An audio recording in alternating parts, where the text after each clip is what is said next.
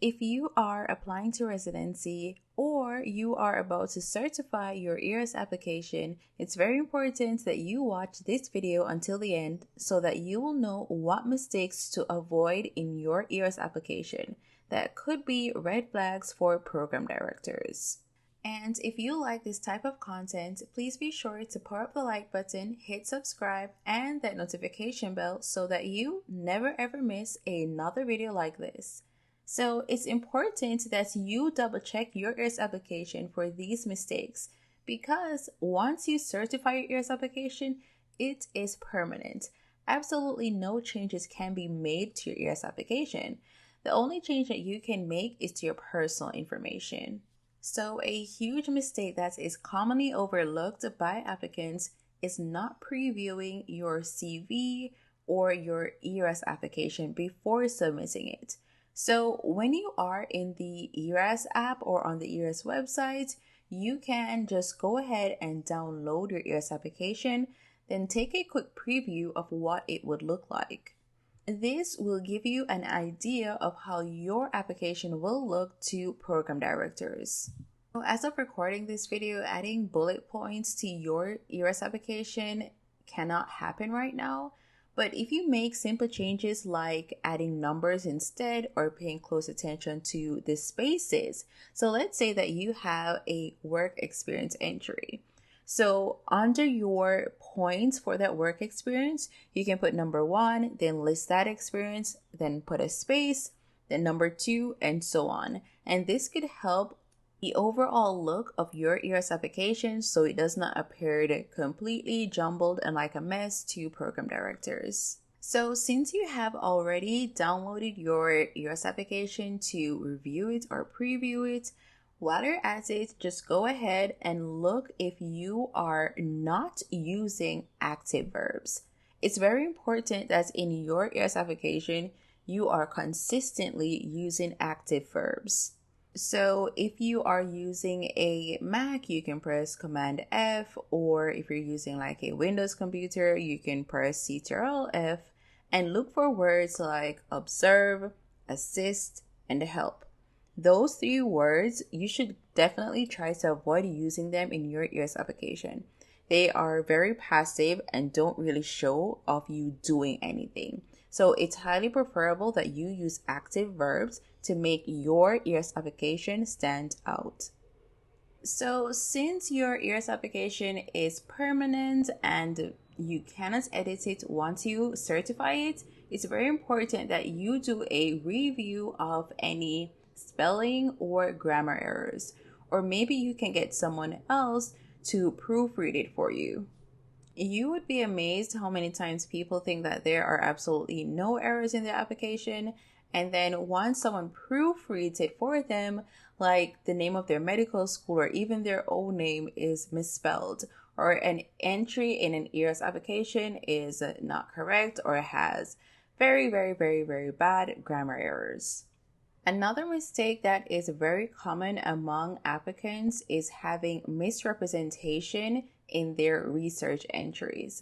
So either they incorrectly listed their name as the first author for a project, or listing a project as published that is not published, and not accurately representing the role that they played in that research. So remember that whatever information you put, it can be easily verified.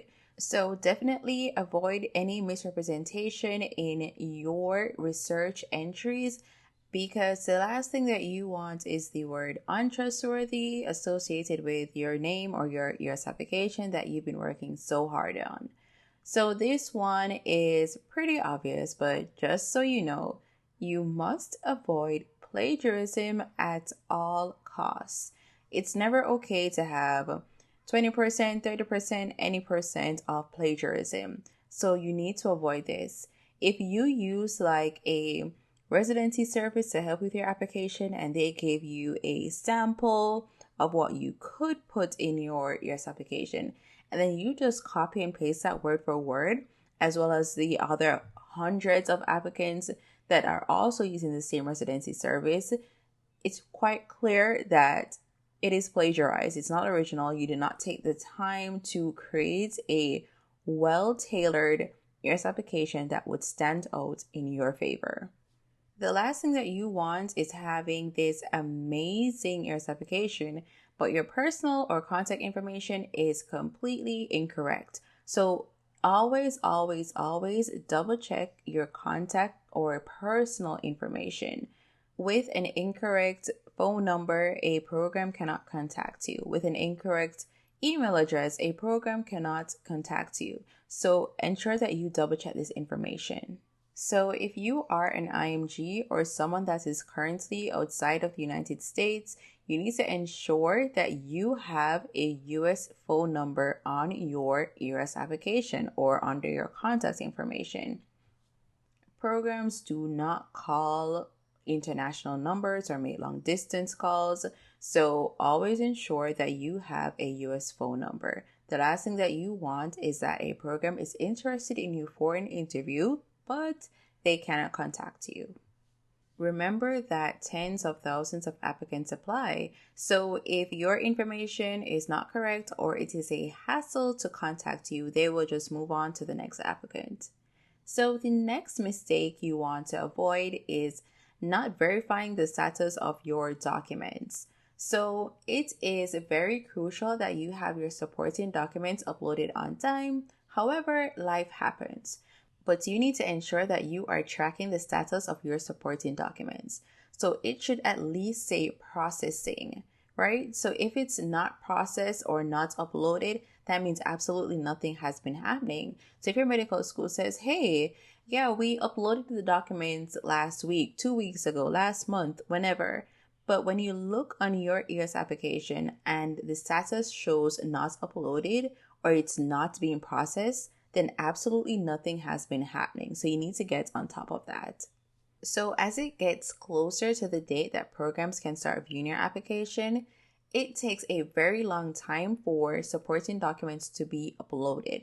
So they always recommend that you request your LORs, your medical school transcript, your MSPE well in advance, at least 2 weeks in advance.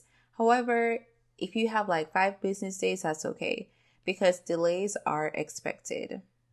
So in order to certify your ERS application, you have to submit or send your application to residency programs. So you need to ensure that you do not make any mistakes with those residency programs.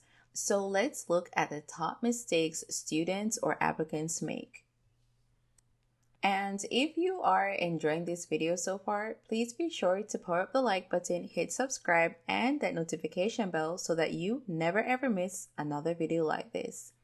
So a mistake that a lot of applicants make is using a previously created program list.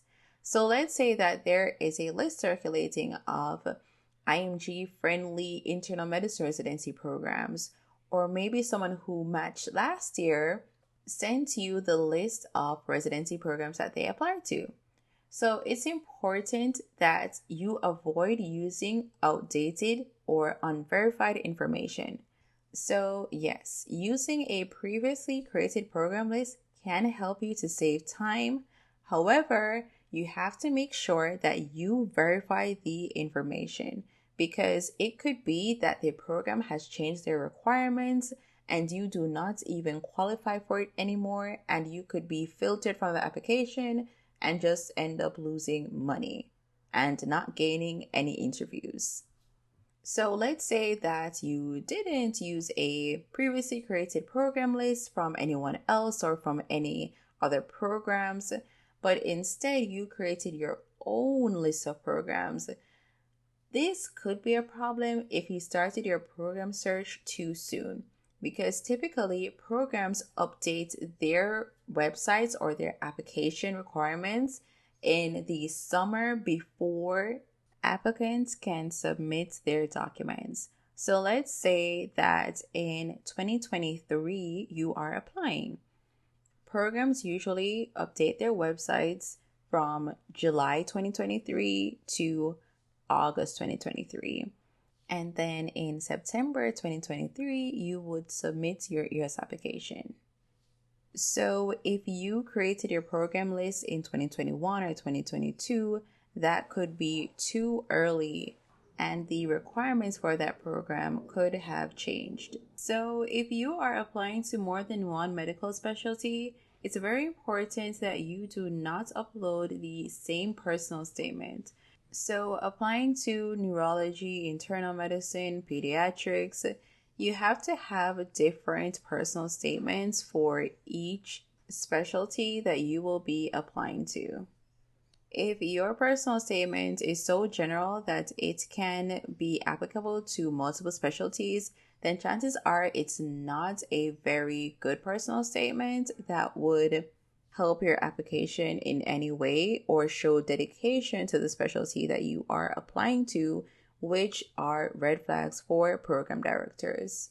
So if you are applying to multiple specialties, you want to ensure that you aren't applying to the same university or hospital program. So for example, you are applying to psychiatry and internal medicine and family medicine.